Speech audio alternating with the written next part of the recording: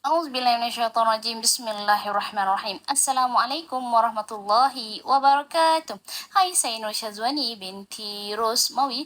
Okey, tuan-tuan dan puan-puan, kita tengok untuk kes ini. Lelaki meninggal dunia, dia ada isteri, seorang anak lelaki dan seorang anak perempuan, serta dia ada bapa. Okey, untuk kes faraid seperti ini, kita jangan lupa bapa tetap mewarisi bahagian faraid. Bahagian faraid bapa, jangan lupa tuan-tuan dan puan-puan. Kadang-kadang ada yang kata, kan ada anak lelaki, apa bapa dapat juga ya? Ya tuan-tuan dan puan-puan, bapa tetap dapat bahagian faraid. Jangan kita nafikan bahagian bapa tu. Sebab bapa telah ditulis di dalam surah An-Nisa ayat yang ke-11. Okey, tengok kat sini. Poin yang kedua ni. Untuk bapa, bahagian bapa memang dah ada di dalam surah An-Nisa ayat yang ke-11. Okey, bagaimanakah untuk pengiraan faraid? Bahagian faraid untuk kes ini. Okey, isteri dapat 1/8. Kerana apa? Kerana si mati ada anak. Okey, untuk bapa dapat 1/6. Kerana apa? Si mati ada anak lelaki. Untuk anak lelaki dan anak perempuan, anak lelaki dapat 2 bahagian, anak perempuan dapat 1 bahagian menggunakan konsep asabah bil ghairi. Okey, bagaimanakah untuk pengiraan faraid? Saya terangkan satu persatu untuk kes ini. Okey, untuk isteri 1/8 dan bapa untuk 1/6 untuk bapa. Okey, bila ada 1/6 dan 1/8, tok guru saya kata, bila jumpa 6 dengan 8 je, kita terus tulis 24. Jangan nak fikir-fikir, jangan nak pening-pening kepala. Memang itu konsepnya. 8 dan 6, 8 dan 6 tu tulis 24 lalu. Okey, jadi 1/8 darab dengan 3, jadi 3/24 untuk bahagian isteri.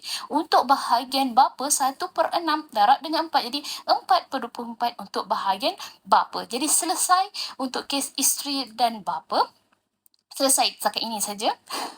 Okey, untuk bahagian anak-anak pula. Anak-anak ni 24 tolak dengan 3 bahagian isteri, 4 bahagian bapa. Jadi 24 tolak dengan 7, jadi 17 untuk anak-anak ini. Tetapi ada masalah pula di sini. Ada masalah di mana bahagian anak perempuan 1, bahagian anak lelaki 2, jadi 3 di sini. 17 ni tak boleh nak bahagi dengan 3. Jadi kita kena darab di sini pula. Jadi 24 darab dengan 3, jadi 72 untuk bahagian penyelesaian faraid ini. Jadi untuk bahagian isteri adalah kita kena darab juga. Jadi 3 darab dengan 3, jadi 9. 9 kat sini. 9/27 untuk bahagian isteri, dan untuk bahagian bapa 4 kena darab dengan 3 juga ni. 4 darab dengan 3 jadi 12. 12/72 untuk bahagian bapa. Dan untuk anak-anak pula, anak puang 1 darab dengan 17, jadi 17/72 untuk anak puang. Untuk anak lelaki 2 darab dengan 17, jadi 34/72 untuk bahagian anak lelaki. Jadi itu adalah bahagian faraid masing-masing. Bahagian faraid yang telah ditetapkan. Okey, tetapi siapa yang nak jalankan? Siapa yang nak uruskan bahagian faraid ini? Faraid tidak akan berjalan sendirinya. Apabila berlaku kematian, kena ada orang yang uruskannya. Kena ada orang pergi ke JKPTJ, kena ada orang pergi ke Mahkamah Tinggi ke, kena ada orang pergi ke Amanah Raya Berhad ke. Antara tiga-tiga ini, siapa yang boleh untuk uruskan, siapa yang tahu, siapa yang ada ilmu, siapa yang berpengetahuan, siapa yang sanggup untuk uruskan dan mengeluarkan kos untuk menguruskan harta pusaka yang telah ditinggalkan oleh si mati lelaki ini. Jadi itu adalah persoalannya. Bila ada persoalan itu, kadang-kadang waris-waris ni semua, tak apalah, saya okey je nak ikut faraid.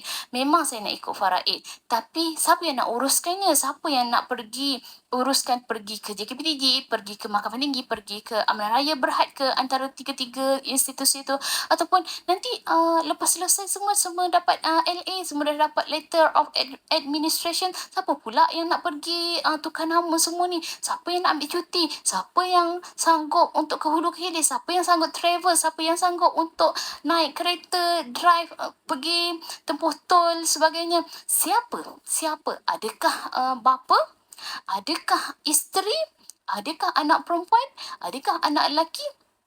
Itu adalah persoalan untuk diri kita. Sekiranya memang tak ada orang yang sanggup untuk buat, sekiranya semua orang sibuk, semua orang ada urusan yang tersendiri, Solihin Trustee Berhad, Solihin Trustee Berhad, insya-Allah di bawah Solihin Trustee Berhad ni kita ada department yang boleh membantu tuan-tuan dan puan-puan untuk menguruskan harta pusaka supaya tidak menjadi harta yang terbeku. Jadi saya Nur Syazwani binti Rusmawi, Islamic Estate Planner, iaitu konsultan untuk harta pusaka Islam, sedia untuk membantu di bawah credibility Solihin Trustee Berhad. Kami dah ada di dalam industri harta pusaka selama 22 tahun. Kami adalah sebuah syarikat yang diasaskan oleh Tun Saleh Abbas, arwah Tun Saleh Abbas. Jadi, kami ada credibility, kami ada kebolehan. InsyaAllah tuan-tuan dan puan-puan boleh percaya dengan kebolehan Solihin Trustee Berhad. Okey, boleh saja hubungi Nurul Syazwani sebagai konsultan tuan-tuan dan puan-puan untuk kita selesaikan harta pusaka yang terbeku, yang tidak diuruskan lagi, ataupun nak buat perancangan kepada tuan-tuan dan puan-puan sendiri, nak buat wasiat, hibah, nak buat penyelesaian harta pusaka ke, nak dapatkan khidmat daripada Nur Syazwani, boleh sahaja hubungi Nur Syazwani. Assalamualaikum warahmatullahi wabarakatuh. Semoga Ramadan kali ini memberi berkat kepada kita semua. Assalamualaikum.